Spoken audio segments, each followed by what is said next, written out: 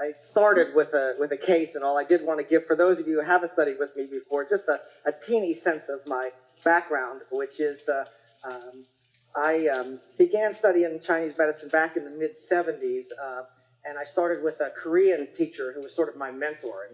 And Chinese medicine had been in his family for 6 generations. His sons would study with him. That was old stuff and wasn't interesting. And so he took me in as the 7th generation in his family tradition. Of course, it bothered him that I wasn't really his blood son, and he therefore always reminded me that number 7 is relatively unlucky in Korea. You know, so he was a character like that. You know, he thought it was a very good motivational technique to yell at me in front of patients. He thought that would really stimulate learning. You know, he was. I mean, and of course, I, like his other sons, became a grave disappointment to him when I went off and started my own practice and did until he retired and then took over his practice. So, you know, that's the family way, I guess. So, but anyway, it was a very interesting way to start my study of Chinese medicine, in that so much of my training was, when you see this situation, you do this treatment, with no explanation in between of what the mechanism is, what anything means. It was very much, which I think is probably not so different than what happened a lot classically. Theory was often something added later that kind of explained why you did something that worked, rather than the process of thinking through. So it was a very interesting way to begin my studies. And so then for many years, a lot of what I did was going around the theory, learn the theory that explained what I was already doing a lot of times clinically. Another great advantage of working with him, though, was he saw every kind of patient. Pregnant women, kids, you know, everything. Where he lived, he was pretty much the medical care there. And so back in the 70s, it wasn't rare for people studying Chinese medicine to focus on things like pain and orthopedics. And I had this much broader kind of experience. And so naturally people said, oh, you treat kids, you treat pregnant women, they refer them all to me.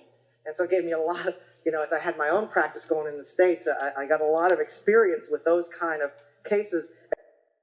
Today, people sometimes say to me, oh, you treat a lot of kids? I don't see many kids in my practice. I don't think they come for Chinese medicine. That's really not true if you're the only person doing that and everybody's referring them to you, and then after a while you get some recognition for doing that, you end up with a lot of those kind of patients. And so pediatrics sort of became a default specialty of mine, just because early on I was just treating all the kids that no other practitioner wanted to treat. They were almost afraid of them, you know. So that's sort of how that's sort of my background. At some point back in the 80s, I was involved with starting the Pacific College in San Diego. I was vice president there for many years. And then a few years ago, I moved to Asheville and have a horse farm. So, but back when I was in San Diego, I had a very busy clinical practice, not only treating a lot of kids, but just a big practice in general. And now my practice is much less. Mostly I'm traveling around teaching. And, you know, at the horse farm, we do jousting, horse archery. At the end of March, we're having a week of horse archery training. If any of you are interested, please come. Horse archery. Yeah, so you ride and shoot. And it's very good for your practice, because then you can line your patients up, ride by, and shoot the arrows at their point. It's a much more dynamic way to put needles in, you know. So a little bit about my my background. Oh, and one other thing I've been doing the last few years is we've been taking groups to China, to Jinan at the Shandong College, studying Shanghunlun and Jingui. We just finished a sequence for that and did our presentations and all, and so got a certification in that classical study. So that's been a kind of a fun study thing for the last few years. So. When do you plan on starting next? Probably next year, and it usually would go over the course of 3 or 4 years. We go usually in October. The weather's best there in Jinan, so we usually go in October. Weeks. you know, that's been a very interesting, just as an aside for a minute, that's been a very interesting thing for me. It really dispelled some myths. You know, I sort of, like many of us here in the West, labored under the myth that TCM, traditional Chinese medicine, is some kind, you know, at some point they try to deny the classical studies and all of that. And it turns out that that's not true. I mean, maybe what we sometimes saw here in the West was like that, but there's really a strong lineage of classical studies that continued in Chinese medicine. And there are really some great scholars still, you know, in those traditions. So that was really fascinating to get to. And the struggle in modern China is really against modern Chinese medicine. Classical Chinese medicine, traditional Chinese medicine struggles against the westernization, the modernization of theory there in China very actively. As I say, Professor Wang, who I've been mentioning, he was president for many years of the Shandong College, and he's actually started a program there called the Confucian Scholars Program. And what it is, he takes particularly interested students, if they have a good enough academic level, they can join the Confucian Scholars Program, which means they study Chinese medicine only in a classical way. They don't study any Western medicine, they don't study any foreign languages, they only add that in at the end. Some say they had to add in a bunch of stuff at the end of their studies because they studied in a very classical way. That's happening in China too, the Shandong College. And he said the reason he's doing that, he wants to see how those students can really develop and how they'll do clinically, just doing traditional Chinese medicine without the influence of the Western stuff that's so permeating Chinese medicine in China as modern Chinese medicine.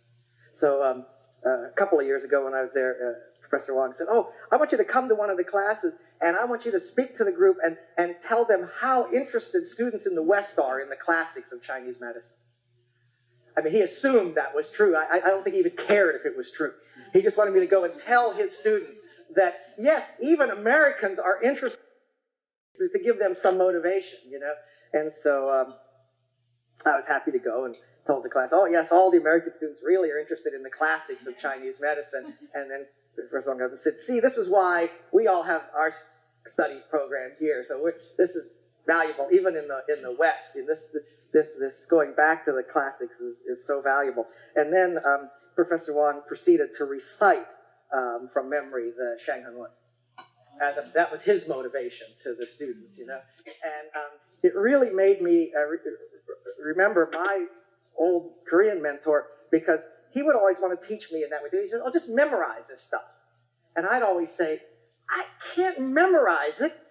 You have to me, then I understand it. And he'd be like, you don't need to understand it, you just need to memorize it. You know? There's a different way of understanding.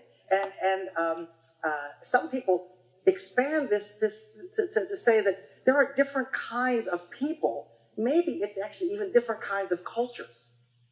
So some cultures put an emphasis on memorization. They would relate more to the earth phase. We see this in a lot of the Asian traditions.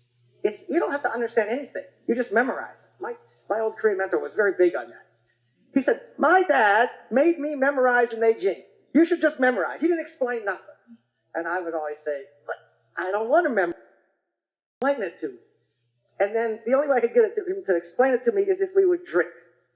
You know, he found that was lubricating to his explaining power, you know?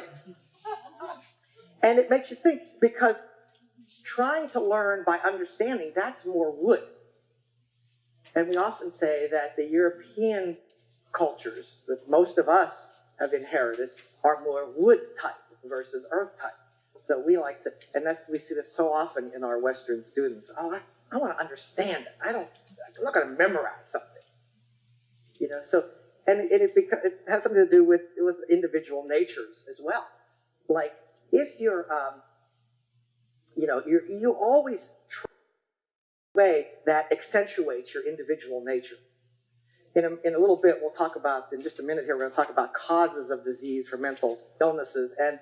And we should be clear that people never make choices that balance themselves. You just don't do that. You don't like that. You make choices that accentuate your nature. You have a certain nature partly inherited, partly developed through repetitive behaviors and so forth. And from then on, you begin to perpetuate that. And as you age, that nature gets stuck on your face. That's the traditional saying.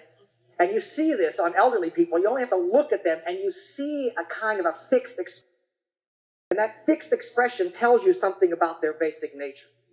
This is sort of your facial diagnosis, right? Reading the nature of the person when you look at it. You see people who have an expression of sadness, an expression of tiredness, an expression of interest. It depends on their nature. What they have cultivated through repetitive behavior through their life becomes fixed as you age. This is inevitable. And so we should be cognizant of that. And what do we do? So if we want to say, how am I going to nurture a healthy mind in myself?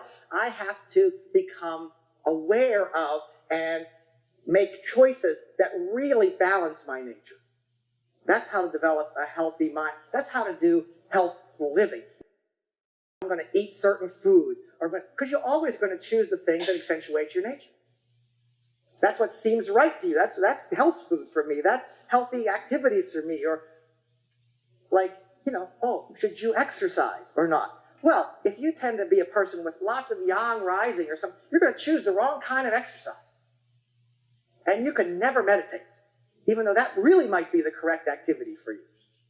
But it's against it doesn't feel good. So unless you can become cognizant of your nature. So I'm digressing this way a little bit because it's part of our talk today about we've got to engage with these patients when they come in.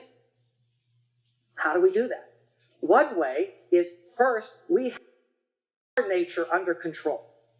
You will not deal well with patients with mental disorders if you have a lot of bias built in because of your nature. I mean, you're going to have that, of course, but unless you've gotten some control on that. Otherwise, your bias always comes out.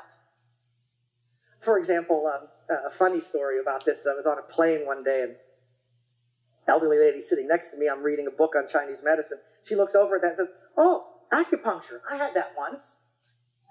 And I said, you have to bite on that. You had it once. And she says, "Yeah, I went to this guy. He was so depressed, I never went back." I know a lot of those. Right?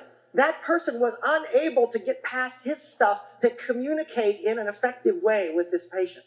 How much worse is that? I mean, she was there probably for some, arthritis or something. But how much more if this person had try to work with kids? They're very honest about that. You've got to be able to set your stuff aside. You're distracted, you're upset, you're whatever. They're going to read that. And they learn very quickly how to manipulate that.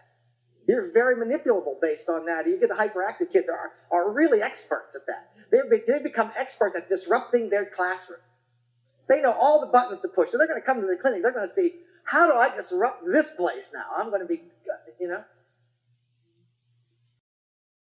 to divorce yourself from that engagement, right? And in doing that, so I always say the first thing you have to do to engage with people with psychological disorders is to turn off your judgment. Because they feel that acutely. If you're making judgment about them and about what's right and what's wrong and how they're disturbed and so forth, that becomes a barrier right away. So you have to be able to temporarily turn that off. You can laugh about it later. That person was totally wigged out, But right then, you have to turn off that judging quality. I mean, I think this helps patients in general when you're able to shut down your judgment a little bit and just experience with the person.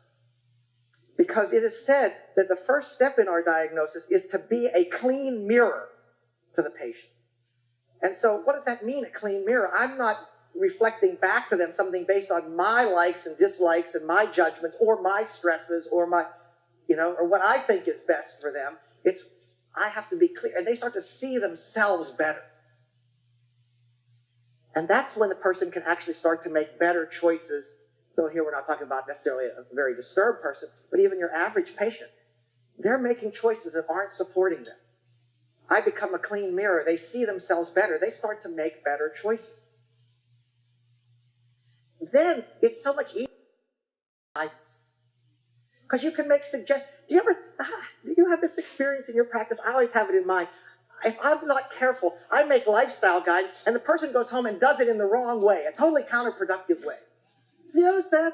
You want them to eat better, to exercise a little, to do this or that, and they go home and I'm like, you're doing it like that. I'm thinking to myself, you're doing it like that? That's not what I meant. I never imagined that you would to take it up in that way, right? It's because I haven't. So my teacher, my old Korean teacher, used to say, rather than changing a person's chi by changing their behavior, change their behavior by changing their nature. Change their nature by treatment, give them herbs, do points, whatever, but you can also change their nature by interacting with them so that they see themselves better. They will naturally then start to take out some of the extremes of their nature. So I think that's really useful to recognize. And it's particularly difficult in our modern setting where we tend to see a lot of patients in a hurry. We don't know them very well. We may not know their background. We don't know their family life. It would have been a lot easier if we all lived together in a village. I would know a lot about that person. I would know their background, know the kind of stresses they were under. I mean, even today in modern China, that you get to see a person alone, they always come with people.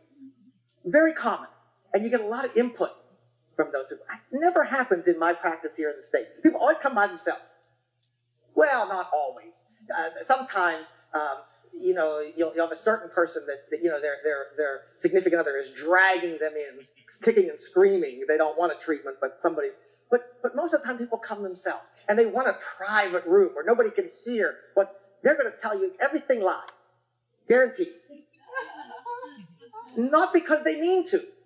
Because they don't see themselves accurately. If they did, they would already be treating themselves. That's why it's so hard to understand who the person is. Judgment away. And you're with that person. I often try to test out who they are through animal training. Animal training always works as pressure and release. That's how you train animals. You encourage them in a certain direction, you watch their response, you see how far or how easily they move, and when they get blocked, you pull the pressure away. And then you apply pressure in a little different direction, and you pull that pressure. That's how you train an animal to do any animal like that. I met a guy in China, incredible animal trainer. He was training goats to walk on a tightrope. Why? I knew someone would ask why. It was like a circus act. It was and he could do it really fast. But his technique was basically that.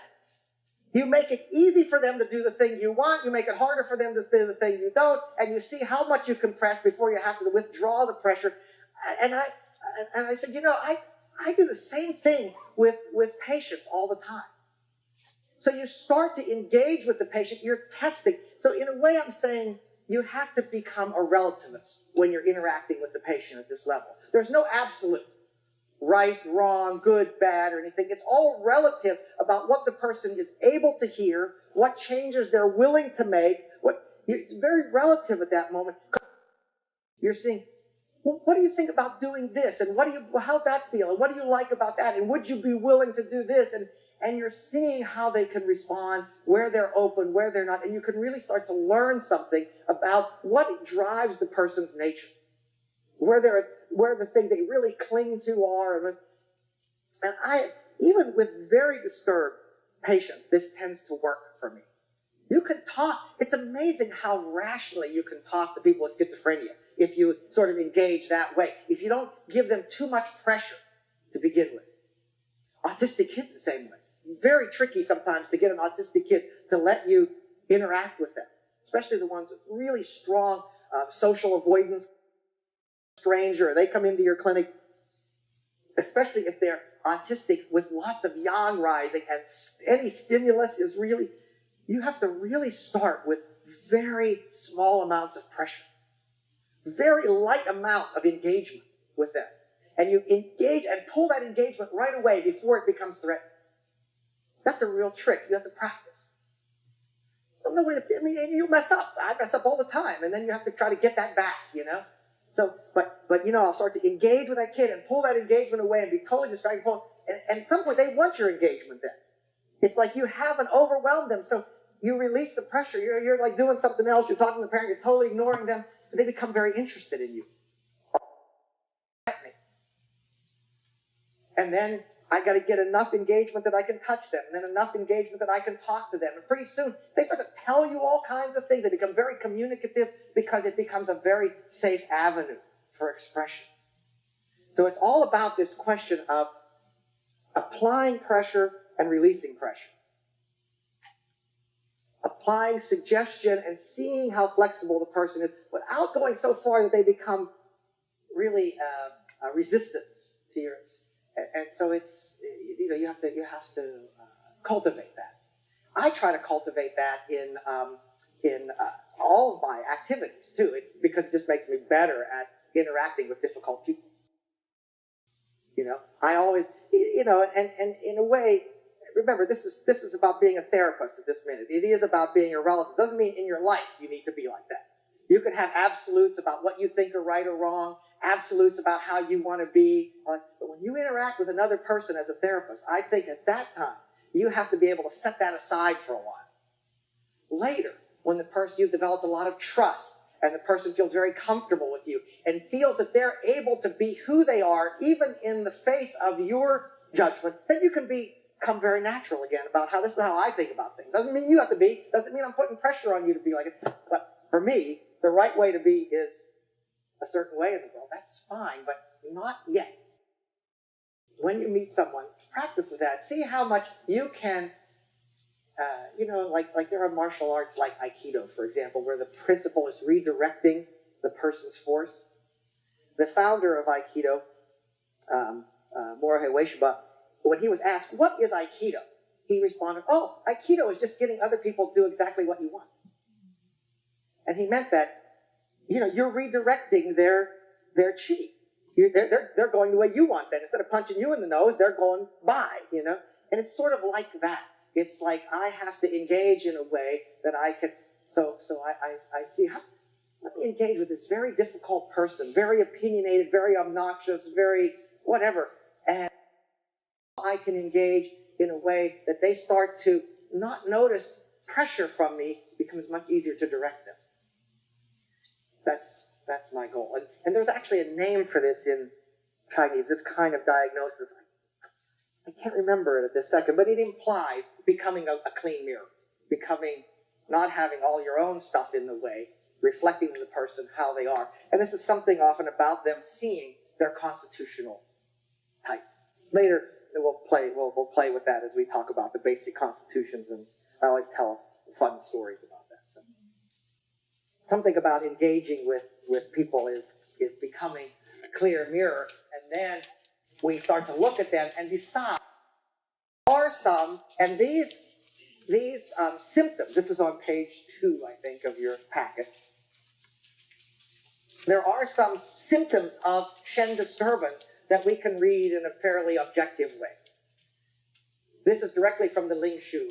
It says that a person with a normal Shen has bright and alert eyes, whereas if the Shen is withdrawn, they become dull. Their eyes they aren't shiny, and if they become manic, the eyes are intensively staring. Basically what they're saying, this is deficiency, this is excess of the Shen. Deficient Shen, your eyes don't engage. Excess Shen, you stare. And we often meet patients who, we wouldn't say they have a Shen disturbance, and yet we often get the feeling that they look at us too long. They look at you too long, and they actually have some kind of excess affecting their Shen. And be aware that many mental disorders are combined excesses and deficiencies. But at least some level of excess is there. There's probably some heat in the heart or some phlegm in the heart. Something like that is creating that excessive engagement of that staring eye thing. Conduct-wise, normal Shen, normal conduct, but as they become less engaged, then that's a deficiency affecting the Shen. As they become overbearing, that's excess.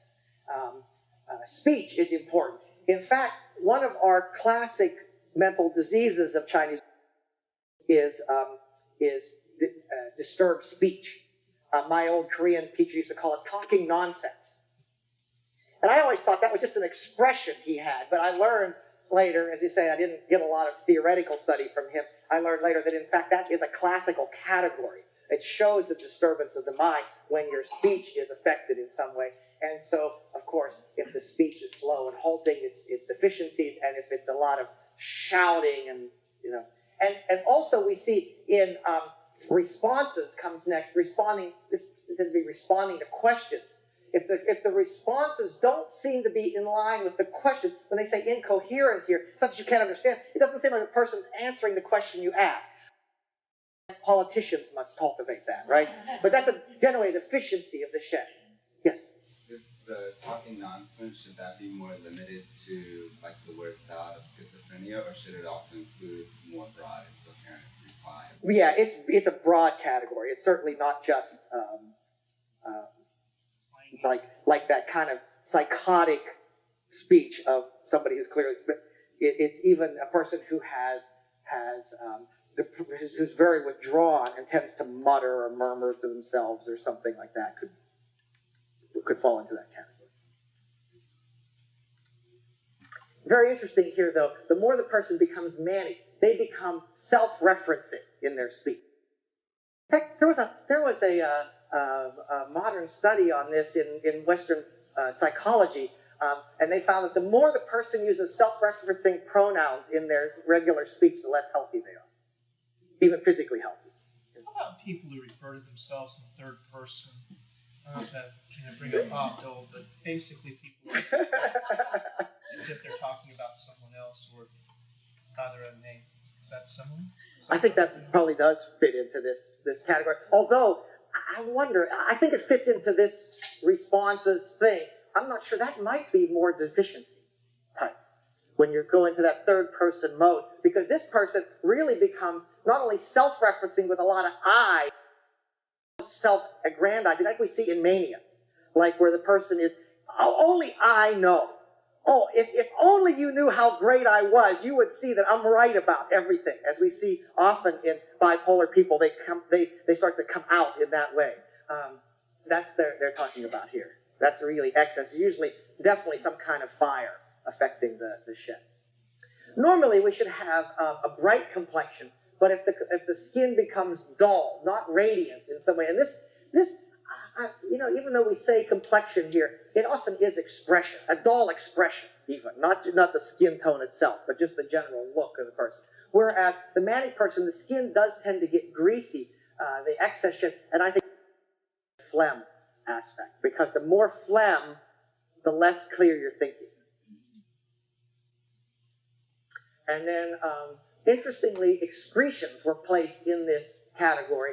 People with deficiencies tend to have loose excretions, meaning frequent urination and loose stools and the like. People with these excesses often have heat causing dryness and such. They often have constipation. You'll often find a big benefit for excess Shen if you do some kind of physical clearing on the body, whether it's purgation, which is so common these days, or more classically, they did a lot of vomiting.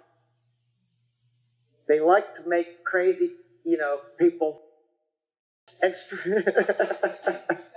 sounds funny, right? But the idea was it clears excess faster from the upper part. Our view is, right, that when you have excess on the interior, if you clear it out, that we can clear downward through purgation. This is very useful in mental disorders. Clearing heat in the yang ming, heat in the stomach and intestine, really takes the heat out of the heart. Yang ming is a good channel to sedate because it's full of qi and blood. So you drain the yang ming with purgation. A lot of formulas for mental disorders have da huang. Right? For that reason, you clear that heat out that way, and the person is can finally calm down, can finally relax. The mania is reduced. But classically they say, hey, it's in the upper part. It's in the upper warmer affecting the heart. It's in the mind. It's in the brain. If we make them throw up, a lot of that phlegm comes out. So you will see, people don't like that. So we tend more now to purge it out than we do vomit it out. But that's certainly reasonable for that. It's clearing that excess on the interior. removing some logs takes down some of the fire. Exactly. Yeah. Yeah. You're taking away some of that. Well, even the fire itself is purged out, isn't it? Here. We'll talk about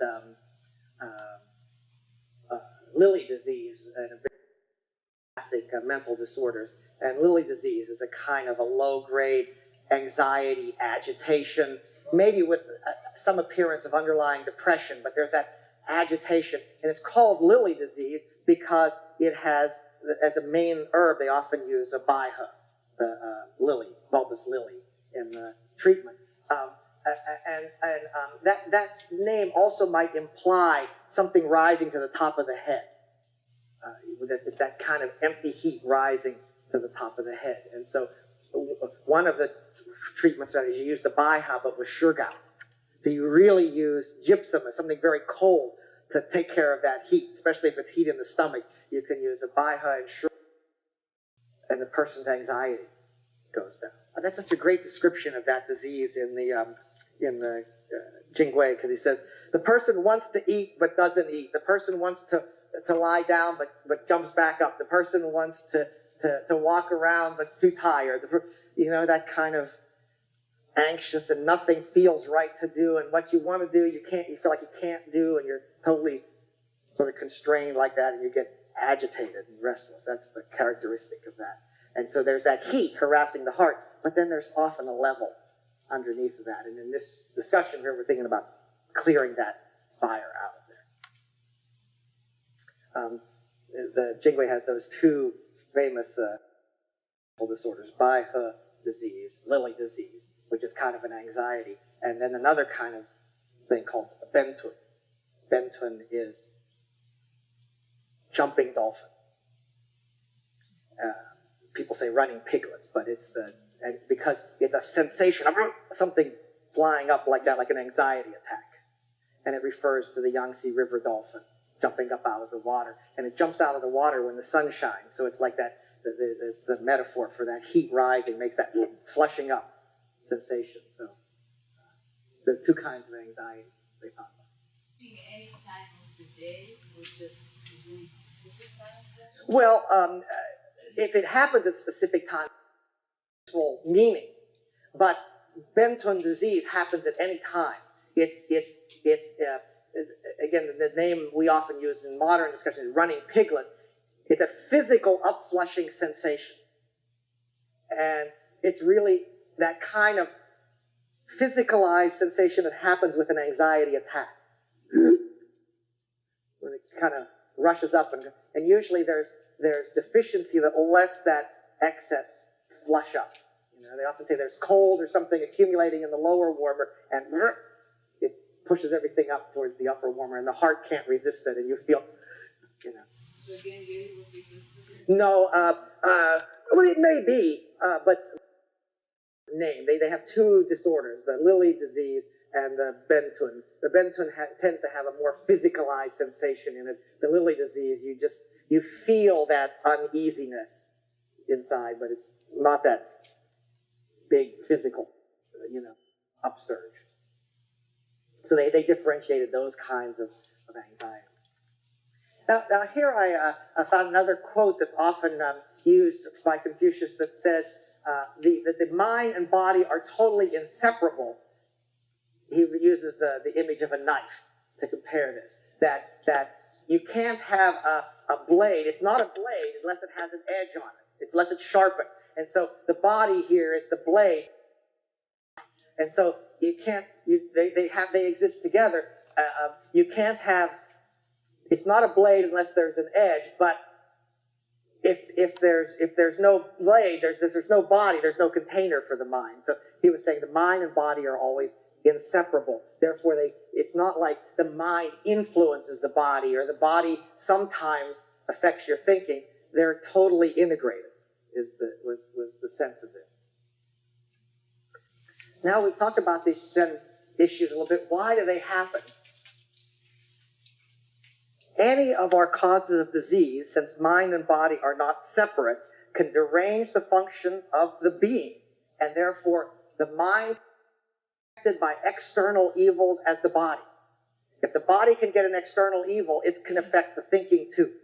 It's not right to think that all external diseases are always just like catch cold, and that doesn't apply in our discussion of mental disorders.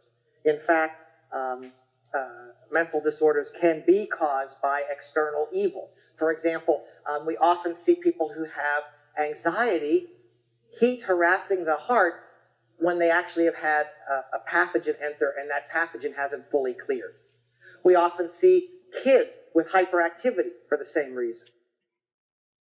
They get an external evil, enters the body, and of course, we always recognize it when it's an acute thing. I hear Sun Meow that when wind enters the yang channels, you have mania, and when that wind penetrates down into the yin channels, you have withdrawal. So he's saying that in fact, external evils lingering in the body become, and we don't talk about it as much these days, but in the more classical texts, they often talk about pathogens lingering in the body become an internal cause of disease. So we should think about that. Is there and I have that rule in general in treatment. If we suspect an external evil has been involved in this, you have to clear it back out of the body. Later we'll refresh. Those of you who studied peds with me, you know how to do this, but for those who haven't, we'll go through the process of expelling lingering evils in the body, how to get those back out. Then there's the 7 emotions. Remember, chi dysfunction causes the emotion, but the emotion, a circumstantial issue causing an emotion, then disrupts the chi. And we will tend to put ourselves into those circumstances because of our nature. So we can say, oh, I'm depressed because it's circumstantial depression. There are things in my life that are producing depression. But because of your nature, you will tend to put yourself in that circumstance. You will tend to stay in that circumstance. But what is that situation? The different emotions here. Now talking about how the emotions affect the chi. So first we see joy and leisure. People say, how can joy be bad? They say that joy slows the chi down, and therefore excessive joy can lead to chi deficiency or chi stagnation. Just being in a very comfortable situation, never challenging yourself. I mean, don't we see this with old people? Old people sometimes say, oh, my life is good, I'm retired now. And yet, if they were to take up some activities that produce some mental challenge or something, they actually live longer, they think better, but a lot of times, the emotion of the heart, let's see where we see it on the list here, is excitement. So when we say, oh, excitement, excitement agitates the chi. We see this a lot with kids. Kids get very excited about some upcoming event, anticipation about something, and they start to get stomach chi and rebellion and things like that. So excitement makes the chi agitated. So stagnant, you mean like it could be like fear? Enclosed in fear? No, more like the person starts to have, remember I said that there was withdrawal. There's also a kind of depression they call which is stagnation depression. And that can happen if you're in a situation where you're not challenged at all. It's very relaxed. You don't have to do anything. You may analyze it on one level and say, everything's fine. I don't have anything wrong in my life. My life is generally good. I have enough to eat. I don't have anything to do. I'm retired now. And then you start to feel frustrated. You start to feel, I'm depressed. I don't know why. I'm just not happy anymore for no reason. Well, there is a reason. It's the fact that you aren't challenging yourself at all. And that's where they say, that person would start to become a caregiver to somebody else. Suddenly, they're not depressed anymore because now they have to activate their chi. So it's more like that kind of chi stagnation. It's a stagnation type of depression where chi doesn't circulate because there's no challenge for it. This is by the same token, if you don't exercise, that's coming later, you don't exercise, you can get chi deficient from that. How is that possible? Well, usually we think excessive activity depletes your chi, but by not activating, then the chi gets stagnant, and then pretty soon you end up chi deficient. Stress depletes the heart chi and stagnates the liver. This is like ongoing stress. We often talk about this. Really, the heart, this is a classical quote, so I have it as it is. But I see a lot of damage from stress on the heart yin as well. We see a lot of people who are in a low-grade, stressful life end up with that red, thin, pointy tongue and such. They're getting a lot of heart yin depletion. But you know what happens when you have heart yin depletion over a while? You don't make good emotional relationships. We've been talking about the liver and the hood, but what happens when you have heart yin deficiency? It's not that you can't make good relationships. It's that you don't want to. You just don't feel like it.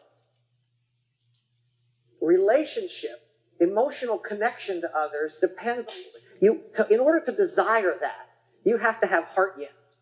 You know, we have a lot of herbs that are said to nourish the heart yin. We have points that nourish the heart yin, like heart 3 and heart 6, Ren 14. Building the heart yin like that will actually make the person, it provides the resource for the person to feel like having relationships. So that can be very useful, again, in people who have withdrawal, who have depression. They're depending on that. So even though it says here, stress depletes the heart chi, I think it also depletes the heart yin for people a lot. And I've noticed that people living in stressful situations, like these low-grade stress for a long time, they often stop wanting to have relationships with others. They need to cultivate the heart yin back. Now see, this is an interesting one. Like a nervous horse, I related to this because, you know, having horses. Some horses, they have that kind of, like that, you know, like they're nervous like that, pulling away from stuff. And that's what we really think of as gallbladder. Because gallbladder is about confidence and being engaged. So if you're always like pulling back, that said, that kind of emotional agitation injures the gallbladder. It prevents the gallbladder from.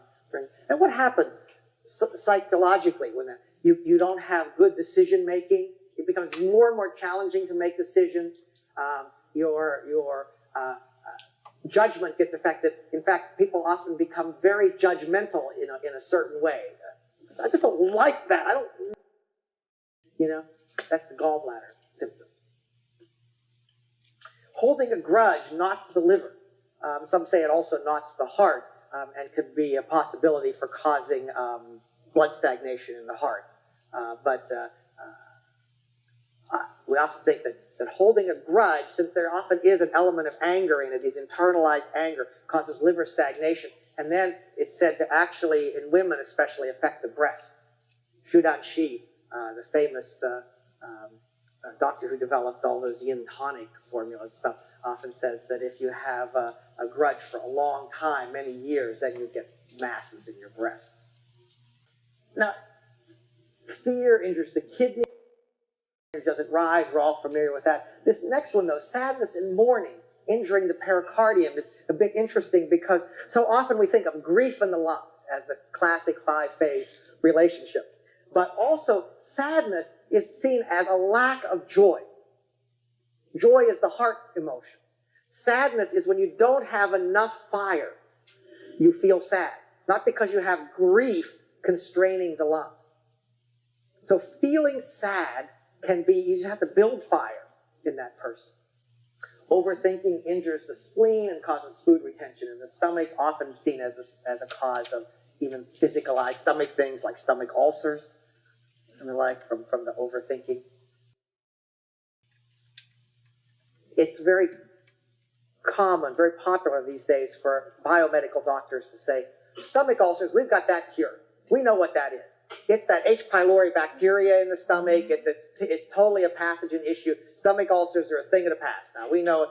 But in fact, that's not the case, right? The patients sometimes respond, sometimes don't. Why do they keep getting recurring infections with the H. In fact, the H. pylori bacteria is a normal part of your flora. Everybody has H. pylori bacteria to one level. And in fact, not having H. pylori bacteria at all in your stomach is abnormal, and often those people end up with stomach cancers. That's very strange, isn't it? show that people who have stomach cancer have, there's a certain percentage that have no H. pylori bacteria there. It tells you that there is an environment there that is allowing overgrowth. And yes, it's temporarily helpful to suppress that bacteria. I'm not saying that's not a useful therapy sometimes, but there's more to the equation. And so I think this notion that thinking can derange the stomach function is an important part of that. That's why I like to use herbs that clear the heat in the stomach, like Huang Lian is a good choice because it enters both stomach and heart. And Huang Lian is very powerful against the H. pylori bacteria. You can really, I think it's as good as antibiotics. Clinical experience, people take that, you can culture it, H. pylori bacteria is gone. And then you tonify the spleen and something, and the stomach heals. Because so you're actually not just addressing the bacteria, but then you're treating the underlying ground that's allowed that environment to be such that bacteria could grow there. Spleen is weak, you don't transform foods, you get food retention, stomach heat results. When you have stomach heat, that's the bacteria growing. By the way, Hai Piao Xiao, the cuttlefish bone, really helps heal the lining of the stomach or intestines. Very good in colitis, too. And you can steal it from your parakeet. You know. I put that in, with people with bleeding colitis, I put that in by implant. They can put it in by enema, that cuttlefish bone, and it really soothes and helps the intestinal lining to heal. Easy way to do it is you just cook them. You don't need to cook it. You just powder it up, and it powders very easily in the mortar and pestle. And then you just dissolve it in some liquid and use a little enema bottle, a little fleet enema bottle, and just put it in there. And of course, you could add other herbs according to the type of colitis, but just to heal the lining of the intestine, applying it that way seems to be really helpful. And there's no downside to it. This is an important one here, don't we see? Overthinking with damp causes obsession. So now we talk about obsessive-compulsive disorders. Obsessive-compulsive disorders become self-perpetuating the more they're practiced.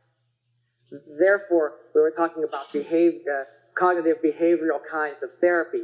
This is really important with your OCD patients. They really need to exert a lot. I know a lot of practitioners say, I don't like to tell people, I want them to be different, so they don't want to do these repetitive things, these ritual things. They really need to exert some mental effort trying not to do it. It really helps. It's easy with kids because parents can prevent kids from doing it. So when kids get into ritualized behaviors, parents have to be very forceful in stopping kids from doing that. It's very helpful for them. And I'm not a big control freak with kids, but in that circumstance, when kids become very ritualized and they have to do certain things in certain ways, the sooner the parents jump on that and forbid that from going that way, the better it is for the kids. It becomes so much more fixed and self-perpetuating. I suspect that somehow it increases the damp accumulation. I don't know exactly what the mechanism of the repetitive behavior for that is, but it does that. You know? Regret causing fullness in the lung. That's an interesting one. Alex, do you have a good herb formula for the obsessive compulsive patient? Yeah. Well, basically, you're gonna tonify the spleen sheath and then you want to use your damp and phlegm clearing additions to that. We're going to talk about these things in detail, but just to say at this moment, a lot of herbs that go to the phlegm misting the mind are important here for clearing that damp. You know, your Shichangpu, Tianshu Huang. It's amazing how bamboo is so important for these mental disorders. All of your bamboo, they clear heat and stop that obstruction in the mind. And Tianshu Huang is the dried secretion of the bamboo, you know, and that's a very important one for phlegm in the mind. Great with autistic kids, is that substance. So Shichangpu, Tianshu Huang, Hoxian. Hoxian, we often think of it for for damp and phlegm in the middle warmer and all, but also very good for opening the mind. I like to use that a lot. And then your standard things, you know, your Banxia and Chenpi and stuff to support that, but the ones that go particularly to the head. Pages 11, 12, herb formulas and stuff there kind of grouped in a very basic way, and these are all the herb formulas we'll be using for treatment through the weekend. But if you look at page 12 particularly, there's herbs for specific emotions there. That might be useful in this discussion. You can just, and actually let's think about adding some points on that. My clinical approach is to always combine herbs and acupuncture. I never just do one or the other. I mean, in rare circumstance, but so I don't tend to think of herbs are the only way to go for these internal problems, or acupuncture is better for that. I like to try to combine them. Here for anger, Huang Qin and Chai Hu. This is a classical Yaodui, classical herb combination, right? The Chai Hu is kind of up and out, and the Huang Qin is down and in, and one is more warm and one is more cold, and so it's a really powerful pair. And what formula is that representing? Something like Xiao Chai Hu Tang. And it's very good for releasing anger in the person. Whereas irritability, on the other hand, we have a moving herb like Qingpi, and then a more nourishing herb like the peony here. Of course, we're choosing the Chirshao, which has a little bit of movement, but could be Baishao also, makes you less irritable. Just she can regulate a little easier at that moment. You know, as an aside here, I'll say the difference between Chirshao and Baishao isn't as great as we tend to study in our herbal classes. People say, oh, Baishao is the tonic one, Chirshao is the moving one. They're really different. It was a long time before they even divided those things in Chinese medicine. We're actually going to look at an interesting case by Xu Shuwei, who was a Song Dynasty practitioner, because he's the one who actually made the division of these two first. Basically, Baishao is cultivated peony root, and Chirshao is wild peony root. White and red have nothing to do with flower color. And the red one is just stronger acting, and therefore maybe has a little movement in it. So with irritability, that little bit of movement is helpful. I would add here, with irritability, I like to also add the herbs for impatience. The yin sort of nourishing thing. Those herbs work well together. Those four together, irritable and impatient, seem to go together. So let's think. If we're going to have anger, we want to take some heat down and out of the liver. I like a point like liver 2. I like to support that with the gallbladder, like gallbladder 43. Two very cooling points here, drawing down. Then I want to think about, do I want to affect the organs directly, like the back shoe points, bladder 18 and 19, or even the outer shoe points for the liver and gallbladder? What else? Lung 10 is another important general anger controlling point. It takes the heat out of the upper part that's rising up to that area. What point is that? Lung 10. Whereas the irritability, we want to go more along the lines of like liver 3, large intestine 4, this kind of 4 gates regulating the qi. And also we can support that with large intestine 10 and stomach 36. These kind of points on the extremities have a circulating the qi effect and make you less irritable, less impatient, and so forth. Xiangfu, the basic herb for frustration. I can't say I have a specifically different point that I use from what we just talked about with the irritability and impatience. The impatience, you see the emphasis a little more on yin tonics here.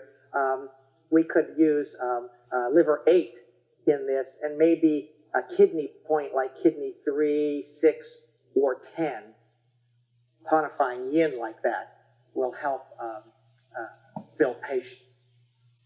Now, this fearful The Shuduan and Duzhong are obvious. They're kidney yang tonics. They affect the spine. They make that uprightness, so they help to be strong against fear. The He Wu is interesting because, yes, we know it's a kidney tonic, but it also nourishes the liver blood and is said to help get the hun stabilized. The hun, that reaching outward emotionally thing, it stabilizes it. So we can see this combination is said to be good for the kidney yang and also for the liver blood and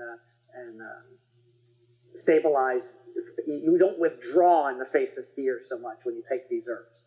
And then points-wise, I would use kidney 2 and 7 and liver 8 as kind of parallel for this. It wouldn't hurt to do points on the Dumai as well with that idea of that uprightness. So if you wanted to use something like do 4 or do 6, something like that in the lower back would be reasonable. We're going to talk about raising yang in the Dumai as a very important mentally regulating thing anyway in a little bit when we come to depression. Then for anxiety, we see all these herbs that are nourishing heart yin and clearing heat in the heart. Tianmendang, Maimendang, Huanglian. These are, you see these herbs like the Tianmendang and Maimendang appearing in formulas for heart and kidney not connected. They seem to connect heart and kidney. Remember, Tianmendang is a longevity food. Keeps you healthy for a long time. It's asparagus root, but it's building yin in the heart and kidney. What I would do there, this is, if I were going to say just a general point prescription for anxiety, I would use heart 3, kidney 3, bladder 15, bladder 23. So you can see the emphasis here, connecting heart and kidney, getting some yin into the heart, and then spleen 1. Spleen 1 helps the overthinking aspect of anxiety. Particularly, I would often mock to that in the more deficient person when they're generally have a deficient presentation. Then for the overwhelmed person, you can see it's building chi and then getting some blood into the heart here in this kind of calming way. This is the caregiver's herbs, they always say, for people who are overwhelmed from having to take care of too many other people. It kind of looks like Gui Bitang to me, almost, these herbs, right? It's in that direction. You have the Baiju, Dangshan, Langyan Ro. So this is basically a spleen tonic sort of approach. Spleen 2, spleen 3, and then you have to get that blood into the heart, maybe heart 3. You start to see how much I like heart 3 for heart, blood, and yin aspects of these things.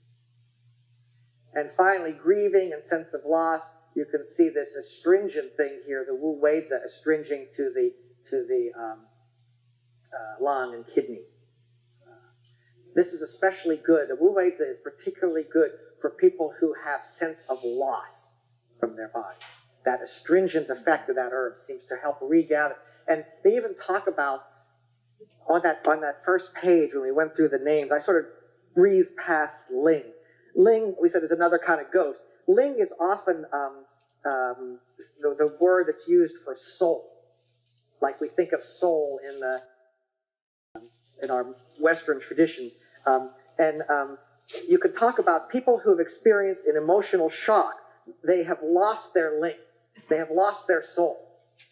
And you have to gather that back. Somehow their Shen has been injured by that shock, and they've lost a piece of themselves, they feel like. And astringent herbs like Wu Weizi are said to help get that back. Yes? The procrastinators, where do you put them in here? You know, you talked about these ones who are very meticulous and everything needs to be good. And then you get these clients who always complain and not get things done in time. I always procrastinate during the last month.